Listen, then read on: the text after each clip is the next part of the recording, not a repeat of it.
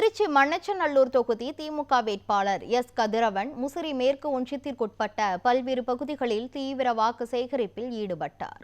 மண்ணச்சநல்லூர் தொகுதி திமுக வேட்பாளர் MLA S கதிரவன் முசிறி மேற்கு ஒன்றிய பகுதிகளான குணசீலம், கல்லூர், வேப்பந்துறை, மணப்பாளையம், அமூர், ஏவூர், கோட்டூர், கருப்பம்பட்டி, காளிப்பாளையம், ஆசாரிப்பாளையம் மற்றும் அதனை சுற்றியுள்ள பகுதிகளில் நேற்று உதயசூரியன் சின்னத்தில் வாக்குகள் கேட்டு பிரச்சாரம் மேற்கொண்டார்.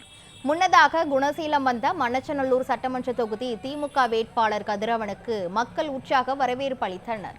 அப்போது பேசிய அவர், 10 ஆண்டுகால அதிமுக ஆட்சியில் மிகவும் பின்தங்கியிருந்த குணசீலம், அமூர், ஏவூர் ஊராட்சி பகுதிகளில் கடந்த 5 ஆண்டுகளில் மட்டும் தமிழக அரசின் அனைத்து துறைகளின் சார்பில் சுமார் 6 கோடி ரூபாய் மதிப்பில் வளர்ச்சி திட்ட பணிகள் செய்யப்பட்டு உள்ளதாக தெரிவித்த அவர், மண்ணச்சநல்லூர் தொகுதியில் திமுக ஆட்சியில் மேற்கொள்ளப்பட்ட மக்கள் நலத்திட்டங்களை பட்டியலிட்டு வாக்கு சேகரித்தார்.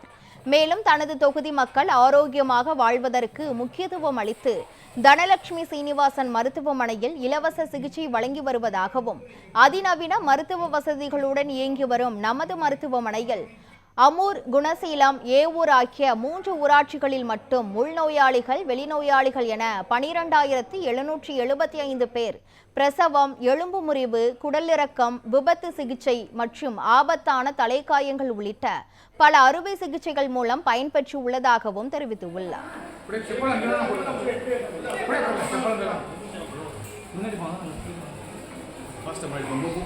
வருஷத்துக்கு வந்தோடனே கல்யாணம் ஆகி வந்து விருந்து போடுவீங்களா, அதே மாதிரி இந்த தடவையும் ஓட்டை போட்டு என்னை 60,000 ஓட்டுக்கு மேலே ஜெயிக்க வைக்கணும் மாதிரி கேட்டுக்கிறேன்.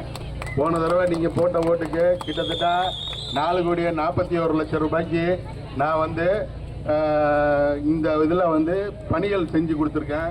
நம்ம ஹாஸ்பிட்டலில் குணசீல ஊராட்சியிலேருந்து 2000 தனலட்சுமி சீனிவாசன் மருத்துவமனையில் 2021 முதல் 2026 வரை வெளிநோயாளிகள் 2,905 பேரும், உள்நோயாளிகள் 534 பேரும், அறுவை சிகிச்சைகள் 198 பேரும், குழந்தைகள் பிறப்பு 17 பேரும் பண்ணியிருக்காங்க. பொதுமக்கள் பயனடைஞ்சிருக்காங்க, சிகிச்சை பெற்றுள்ளனர்கள். இதனோட மொத்த மதிப்பீடு 1,17,772 ரூபாய் என்பதையும் தெரிவித்துக் கொள்கிறேன். இந்த சேவைகள் தொடர எப்பொழுதும் போல் நீங்கள் எனக்கு வாக்களித்து தலைவர் தளபதி அவர்கள் 2வது முறையாக முதல்வராவதற்கு உதயசூரியன் சின்னத்தில் வாக்களிக்குமாறு அன்புடன் வேண்டி விரும்பி கேட்டுக்கொள்கிறேன்.